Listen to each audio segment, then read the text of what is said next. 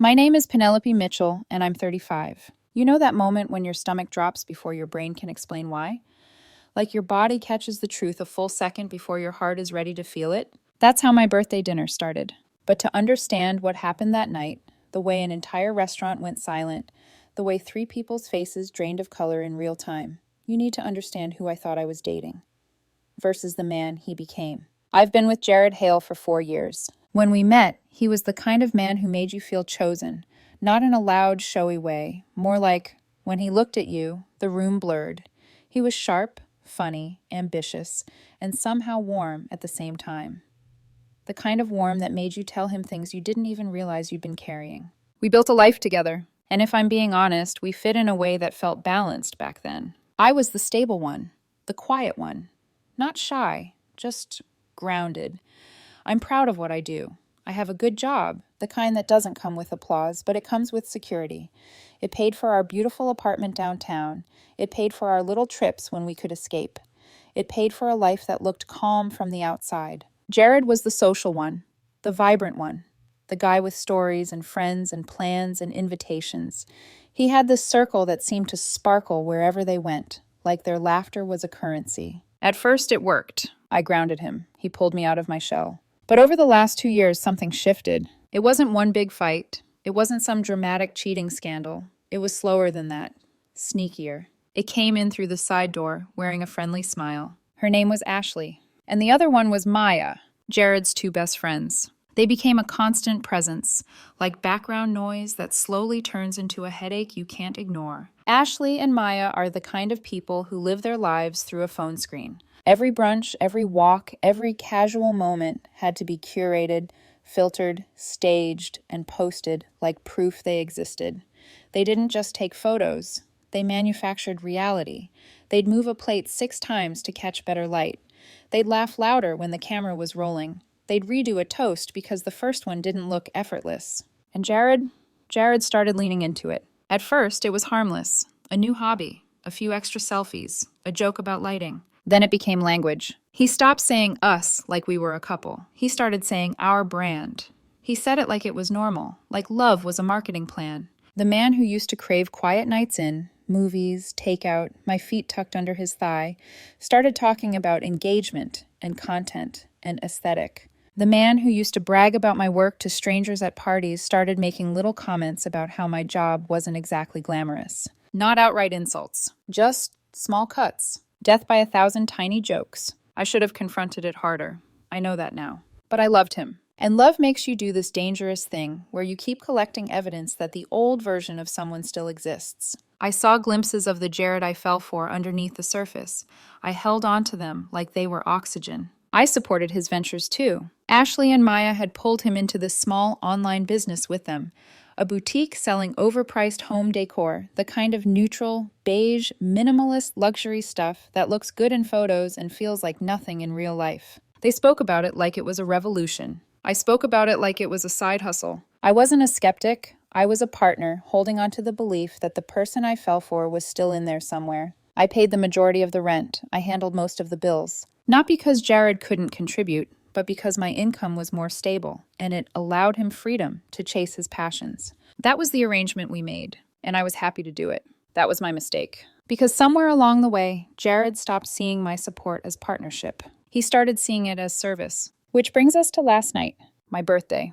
35. Jared planned the whole thing. His words, not mine. A dinner at this trendy, expensive restaurant downtown called Aperture. If you've never been there, imagine mood lighting so dim you can barely read the menu. But somehow every surface is designed for photos.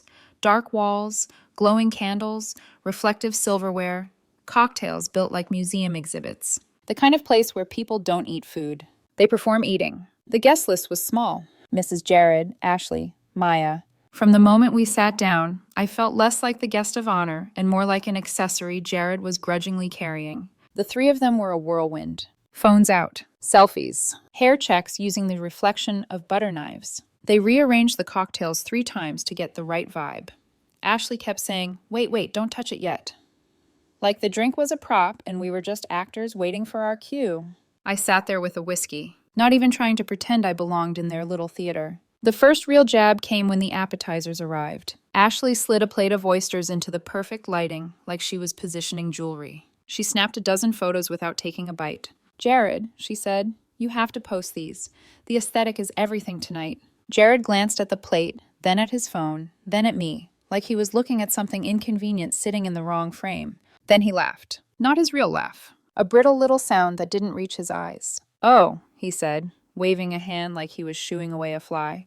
We're not posting anything with her in it tonight, let's be honest. Ashley and Maya leaned in, hungry. And then Jared looked directly at me and said the words that changed everything. You're not exactly Instagram material, Penelope, he said, smiling like it was playful, so don't expect any photos tonight. Ashley and Maya burst into laughter, high-pitched and cruel, like it was the funniest thing they'd ever heard. And the worst part? It wasn't a joke. It was a judgment, a declaration. In their world of curated perfection, I was the flaw. The thing to be hidden. I just stared at him. The hurt was sharp, Clean's immediate. But something else was sharper. Clarity. It was like a fog I'd been living inside for 2 years suddenly vanished, and I could finally see, not the version of Jared I'd been defending, the one sitting across from me. I didn't cry. I didn't yell. I didn't even argue. I gave him a small, tight smile and took a slow sip of my whiskey. The old me would have been wounded. The new me, born right there at that table, started making a plan. The rest of the dinner blurred. Their chatter kept going like I was invisible. They talked about influencers I'd never heard of, trips they wanted to take, and how their boutique was about to land a huge new client that would change everything. They spoke over me, around me, like I was furniture. Jared must have mistaken my silence for submission, because when the main courses were cleared, he patted my hand with that sweet, performative tenderness that makes your skin crawl when you know it's fake. Don't be so sensitive, babe, he said. You know I'm teasing. We'll get a photo of you with your cake. Of course, I said. My voice was even. I didn't miss a beat. I wouldn't miss it. The waiter came by. Will we be having dessert this evening? Before I could speak, Jared cut in. Oh, that's all been taken care of, he said, eyes sparkling like he was proud of himself. We have a special cake being delivered. He winked at Ashley and Maya, and they giggled like they were in on the greatest secret in the world. They thought they were in complete control of the night's narrative. We waited. 10 minutes later, I noticed movement near the entrance. The manager, was personally escorting someone through the dining room. Ashley and Maya sat up straighter, phones already lifting, assuming it was some pastry chef with a fancy box. Jared's posture changed too, suddenly attentive, suddenly eager. But it wasn't a pastry chef. It was Isabella Rossi. And if you don't know that name, you need to understand something. In our city, Isabella is a legend. She started with a single tiny Italian restaurant 2 decades ago and built it into a culinary empire. She's respected, powerful, and known for not suffering fools. People don't meet Isabella Rossi. They get granted an audience. Ashley and Maya's world revolves around status symbols. And Isabella is the ultimate one. Isabella walked toward our table carrying a simple, elegant cake. She wasn't dressed like a delivery person. She wore a sharp, tailored suit, the kind that says I own my time and everyone else's too. Jared's jaw went slack. Ashley and Maya froze mid-breath, hands hovering over their phones like they didn't know whether to record or bow. Isabella reached our table. She placed the cake directly in front of me, and she ignored the 3 of them completely. Then she smiled at me, warm, genuine, real, and said, Happy birthday, partner. Sorry I'm late. The final permits for the new venue came through. We're officially green-lit. She rested a hand on my shoulder, like it belonged there. I couldn't let my investor celebrate her 35th without the best tiramisu in the city. The table went silent. Not awkward silent. Not polite silent. A deep, profound silence that sucked all the air out of the room. Jared stared at me like I had just split open and revealed something bright and dangerous underneath. Ashley and Maya's faces flickered. Shock, confusion, calculation, like their brains were short-circuiting in real time. I looked at Jared. The fake smile was gone from my face. In its place was a calm I hadn't felt in years. And I picked up my fork, cut into the cake, took the first bite. Then I said softly, like I was just continuing a normal conversation. Jared, you remember my silent partner Isabella, don't you? Jared didn't blink. He just stared, like his eyes were trying to solve a math problem that kept changing every time he looked away. Ashley's phone was still raised, but her hand had started shaking. Maya's mouth was slightly open, the kind of open you don't notice until you feel your lips drying out. Isabella Rossi, stood beside me like she'd always belonged there. Like my birthday dinner was just another stop on her calendar, but I was the only reason she'd made it. She glanced at my face, and in that quick look, she read everything. The insult, the humiliation, the way I'd gone quiet instead of exploding. Isabella's expression didn't harden. She didn't need to. Her calm was a weapon all by itself. "Enjoy," she said to me, voice low, warm. Then she finally acknowledged the others, with the smallest nod, the kind you give to people you don't respect enough to remember. She turned to leave. Ashley's voice came out in a frantic squeak. "Ms. Rossi, hi, oh my God, we love your work." Isabella didn't even slow down. She walked away, and the manager practically floated behind her like a shadow. And the second she was gone, it was like gravity returned to our table. Jared's face went through 3 emotions in about 10 seconds. Smug to confused to horrified. He leaned in, lowering his voice like the restaurant itself might be listening. "Partner?" he whispered. "Investor? What is she talking about?" I took another bite. It was perfect. It always was. Isabella never did anything halfway. "Isabella and I have been working on her new flagship restaurant for the last year," I said calmly. "I handle the logistics and property side.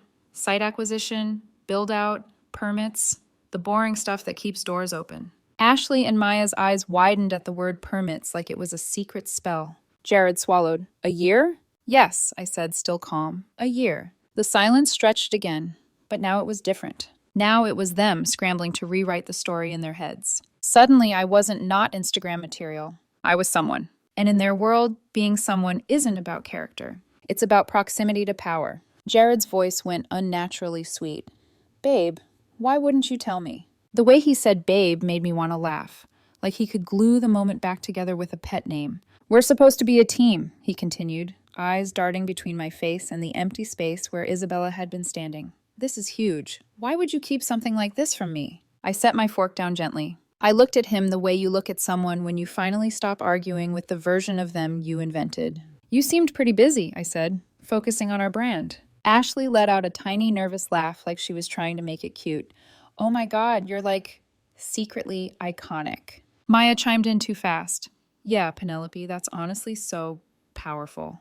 Their tone made my skin crawl. They weren't impressed by me. They were impressed by what I could do for them. Jared reached for my hand again. I pulled it back without a scene. He blinked like I'd slapped him. The waiter returned with forced cheer, as if he could patch over the tension with service.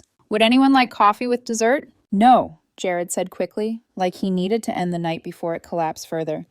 "Just the check." I watched him speak to the waiter like he owned the air again, trying to regain control in any direction he could. And I let him, because in my head, the dinner was already over. Not because the check came, because something in me had snapped into place. The ride home was a masterclass in awkward silence. Jared drove with both hands on the wheel, gripping too tight. Ashley and Maya sat in the back seat, whispering like panicked birds. Every now and then, Jared tried to start a conversation with a voice that was too high, too careful. I don't understand," he said for the 3rd time. "A year, Penelope. That's a whole other life." I stared out the window at the city lights sliding past. "It wasn't another life," I said. "It was my life. You just weren't paying attention."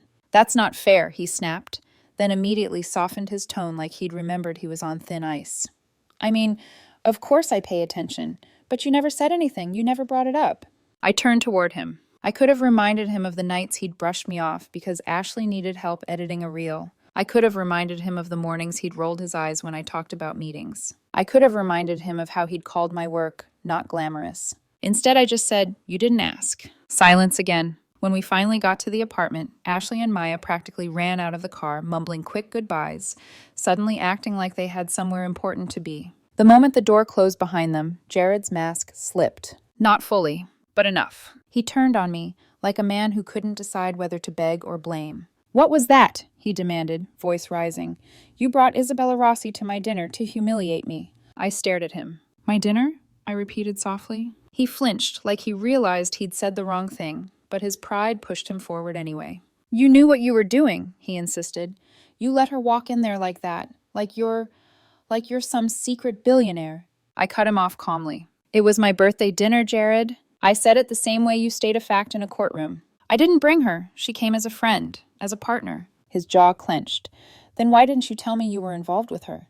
Why keep me in the dark?" I walked past him, slow, controlled, like I wasn't afraid of his volume. "The fact that you were humiliated," I said, "says more about you than it does about me." He opened his mouth, closed it, opened it again. But no words came out that didn't make him look worse. I went into the spare room, the one that had slowly become my quiet refuge whenever Jared's world got too loud, and I closed the door. Not slamming it. Not dramatic. Just final. That night, I slept on the pull-out couch in there, staring at the ceiling. I didn't cry. I didn't spiral. I just replayed the sentence again and again in my head. You're not exactly Instagram material. And with every repetition, it stopped hurting and started instructing. Because it wasn't just an insult. It was a confession. It told me exactly how he saw me. Not as a partner. Not as a person. As a background object. A supporting piece. Something you crop out if it ruins the picture. By morning, I was up before Jared. I made coffee like I always did. I got dressed. And I moved through the apartment quietly, noticing things I'd ignored for months. The throw pillows Ashley had insisted on. The beige decor that looked expensive but felt empty. The ring light tucked behind the bookshelf. The life we'd built, curated like a showroom. And I realized something that made my chest feel strangely light. This wasn't our home. This was his stage. I opened my laptop at the kitchen counter, printed one document. Just one. Fresh ink, crisp paper. I placed it right in the center of the counter where he wouldn't be able to miss it. Then I picked up my keys. Before I walked out, I looked once at the closed bedroom door. I didn't hate him. That was the strangest part. I just didn't belong to him anymore. When I left, the apartment was quiet, but I could already hear the sound that was coming. Not screaming, not crying. Something better. Something colder. The sound of someone realizing the foundation underneath them is gone. Jared woke up to silence. Not the calm, comfortable kind we used to share on slow weekends, but the sharp, echoing absence of something essential. He found the document first. The paper sat perfectly centered on the kitchen counter, edges aligned with almost surgical precision. No sticky note, no explanation. Just the title, bold and unambiguous. 60-day notice to vacate. His name printed beneath it. The apartment address. My signature. Legal language that didn't raise its voice but didn't need to. I wasn't there to soften it. I wasn't there to explain it away. I was already gone. My phone started vibrating before I reached the elevator. Then again, and again. I didn't answer. I drove to work like it was any other morning. Hands steady on the wheel, coffee warm in the cup holder. I didn't feel dramatic. I didn't feel angry. I felt focused. At 9:17 a.m., I made my first call. A high-end packing and staging company, one I'd used before for a commercial property. Yes, I said calmly. I need a full professional clear-out. Wardrobe packing, decor removal, and same-day staging. It's a rush job. There was a pause on the other end. That's aggressive, the coordinator said carefully. For the right price? I asked. Another pause. We can make it happen. Good, I said. Price is no object. By the time Jared's messages started shifting from confusion to panic, the plan was already in motion. Jared. What is this? Jared. You can't be serious. Jared.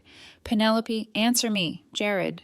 This is our home. I didn't reply, because it wasn't our home. It never had been. By noon, a team of 6 professionals arrived at the apartment. They didn't argue. They didn't ask personal questions. They worked with quiet, ruthless efficiency. Every throw pillow, every beige candle, every carefully curated piece of furniture that Ashley had once declared essential to the vibe. Wrapped, boxed, removed. They emptied Jared's closets, folding his clothes into wardrobe boxes like they were packing for a move he didn't know he was making. Shoes labeled, accessories cataloged, nothing damaged, nothing stolen, just erased. By mid-afternoon, the apartment was hollow, echoing, sterile, a blank slate where a performance used to live. Then the staging team arrived. Sleek, modern furniture replaced the aesthetic emptiness Jared had confused for luxury. Bold art, clean lines, professional lighting that didn't need filters. By 4 p.m., the apartment didn't look like a couple's space anymore. It looked like a place someone powerful lived. At 4:30, I sent Jared one text. Just one. Your belongings have been professionally packed and placed in a secure, climate-controlled storage unit. Here's the address and access code. You have 30 days of prepaid access. No insults, no emotion, no explanation. 5 minutes later, my phone lit up like it was on fire. Calls, texts, voicemails. I turned it face down. Instead, I made another call. A real estate agent I'd worked with through the restaurant deal. I have a downtown apartment, I told her. Newly staged. I want to list it immediately. Premium lease. She didn't ask questions. She never did. Send me the photos, she said. I'll have it up by morning. By the time I got home that evening, to my newly staged apartment, I felt something I hadn't felt in a long time. Peace. I poured myself a whiskey and sat on a leather couch I'd never seen before. An hour later, the video doorbell chimed. I already knew who it was. Jared's face filled the screen. Not angry. Not yet. Just stunned. He looked smaller standing outside that door, like the world had tilted and he hadn't adjusted yet. I let him buzz for a full minute before answering. Penelope, he said, voice cracking through the speaker. What happened? Where's all our stuff? The key you sent, it's a storage unit. I thought it was a joke.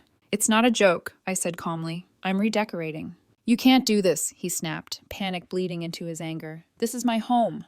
Read the lease, I said, and the notice on the counter. He stared into the camera like he wanted me to feel guilty. I didn't. Then I disconnected the call and turned off notifications. Phase 1 was complete. The foundation of the life Jared thought he had, gone. And that was only the beginning. Stop! Continue, part 4. The 2 days after what I now privately call the clearing were loud. Not in my life. On my screens. Jared, blocked from my phone, migrated like a virus. Email, messaging apps I hadn't opened in years, even a forgotten professional networking platform. His messages followed a predictable pattern. First, disbelief. Then, rage. Then, bargaining. He accused me of being cruel, of being cold, of being a monster. He threatened to call the police. An empty threat. I'd done nothing illegal. He threatened to sue me. Another bluff. I didn't respond to a single word. Silence, I was learning, wasn't passive. It was pressure. Ashley and Maya took a different route. They went public. It started vague, the way cowards always begin. Tearful posts about betrayal from the people you trust most. Quotes about some women being threatened by confident men. Stories that framed Jared as a creative spirit, crushed by a controlling partner who couldn't handle his shine. They never used my name. They didn't have to. Their followers, small, loyal, and bored, filled in the blanks eagerly. Comment after comment, validating a story none of them actually knew. It was annoying, but more than that, it was desperate. People lash out publicly when they're losing control privately. The real shift came on the 3rd day.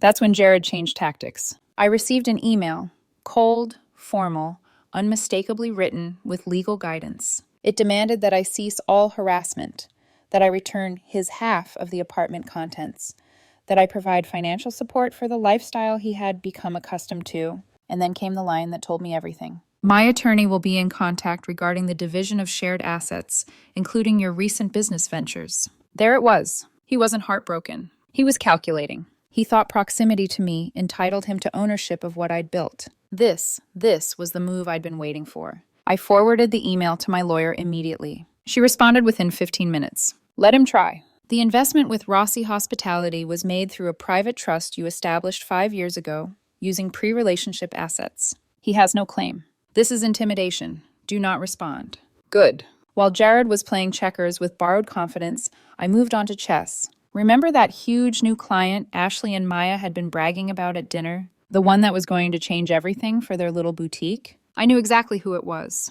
The Beaumont Hotel Group. They were launching a new line of luxury residences and needed a boutique to handle welcome kits and decor staging. It was a reputation-making contract, one deal that could turn a side hustle into legitimacy. And I had a connection there. Arthur Vance, head of development. We weren't friends, not close, but we were acquainted through construction circles, old school, the kind of man who valued professionalism over polish, substance over show. He hated influencers. I sent Arthur a short email. No accusations, no drama. Just information. Arthur, hope you're well. A quick informal heads up. I heard you may be considering working with a boutique called Modern Nest for the new residences. One of the owners is my soon-to-be ex-boyfriend. I can't speak to their business practices, but I can say their personal conduct and professional judgment have raised concerns for me. Thought you should know. Best, Penelope. That was it. I didn't push. I didn't follow up. I let a man who trusted his instincts do what he did best. Investigate. That afternoon, my phone rang. Penelope, Arthur said, voice low and unimpressed. I appreciate the heads up. I stayed quiet. I looked into them, he continued. Their online presence is a circus, completely unprofessional, not the kind of people we want associated with Beaumont. He paused.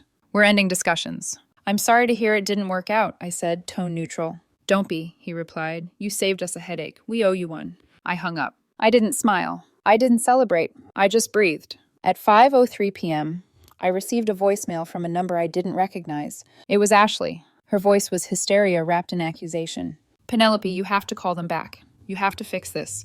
The Beaumont contract is gone. They sent a one-sentence email, just ended it. This was everything for us. You did this. I know you did. I saved the voicemail. It was perfect. Proof that they believed I had influence. Proof that the controlling, insecure girlfriend narrative was a lie. That evening, the smear campaign escalated. Maya posted a long story about a friend being financially abused by a jealous ex who was trying to destroy her career. This time, it wasn't vague. It was pointed, defamatory. My lawyer texted me a single sentence. They crossed the line. Keep documenting. The next morning, my real estate agent called. She'd hosted 3 showings already. One potential tenant, a recently relocated executive, made an offer on the spot. 2-year lease, fully furnished, 20% above asking, 6 months paid up front. I accepted immediately. The apartment was officially gone. With that contract signed, I finally broke my silence. One email, consolidated, controlled. Attached, the new lease agreement, proving the apartment was no longer available. Attached, a letter from my attorney detailing why Jared had 0 claim to my assets. Attached, a formal cease and desist notice addressing the defamatory social media campaign. And finally, an invoice, professional packing, storage fees, and the entire cost of my birthday dinner. Payment due in 15 days. I ended the email simply. This will be my final communication. Any further contact must go through counsel. When I hit send, something loosened in my chest. I wasn't angry anymore. I wasn't reacting. I was in control. Jared had tried to fight with emotion. Ashley and Maya had tried to fight with attention. I fought with contracts, timing, and silence. And I was winning. The fallout was immediate and completely out of my reach, which was exactly how I wanted it. Once my email landed, everything went quiet. Not peaceful quiet. Vacuum quiet. The kind of silence that follows an explosion when there's nothing left to burn. Jared couldn't call me. He couldn't text me. He couldn't corner me with half apologies and circular arguments. His lawyer never contacted mine, which told me everything I needed to know. Whatever confidence he'd been borrowing collapsed the moment real paperwork entered the room. Ashley and Maya's social media accounts went dark almost overnight. The vague posts disappeared first, then the stories, then the passive-aggressive captions. The cease and desist letter had done its job. Influence only works when you're not afraid of consequences. About a week later, I heard through a mutual acquaintance that Jared had finally snapped, just not at me. He had a screaming match with Ashley and Maya. Apparently, he blamed them for everything. For filling his head with nonsense about image and status.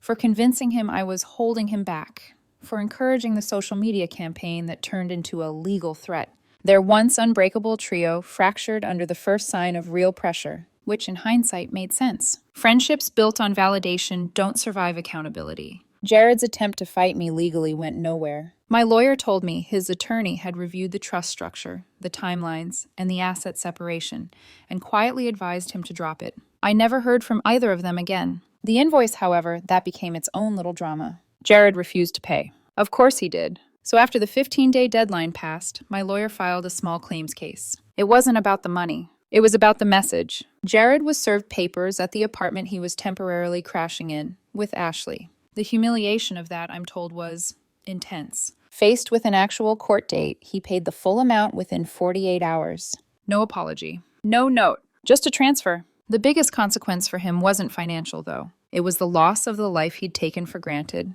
No apartment. No access to my stability, no reflected status. His carefully curated image had nothing solid behind it. Ashley and Maya's boutique has struggled since losing the Beaumont contract. That deal was supposed to be their launch pad. Without it, they're just another online store shouting into the void. Their friendship with Jared didn't survive the blame. They see him now as the liability. 2 months after my birthday, I was having dinner at one of Isabella's other restaurants. I was sitting at the bar when a woman approached me. Someone from the outer edge of Jared's social circle. She hesitated before speaking. "Penelope," she said quietly, "I just wanted to tell you, I'm not surprised." I raised an eyebrow. "The way Jared and Ashley and Maya talked about you when you weren't around," she continued, uncomfortable but sincere. "It was awful. You did the right thing." That moment mattered more than any revenge, because it confirmed what I'd already started to accept. I hadn't imagined the disrespect. As for me, life is better than it's ever been. The new restaurant Isabella and I partnered on opened 6 weeks ago to rave reviews. It's the hardest reservation to get in the city. My investment has already paid off. The apartment is leased. The income is a bonus, not a lifeline. I've been focusing on my work, my health, and friendships I'd neglected while trying to keep Jared comfortable. And I learned something important. A partnership can't survive without respect. The moment someone starts seeing you as an accessory, or worse, something to hide, the foundation is already gone. I didn't plan a revenge arc. I just stopped shrinking. Jared wanted a life that looked good in photos. He ended up with nothing worth capturing. I stopped worrying about how my life looked to others and started building one that felt right to me. And that's a victory no filter can ever fake.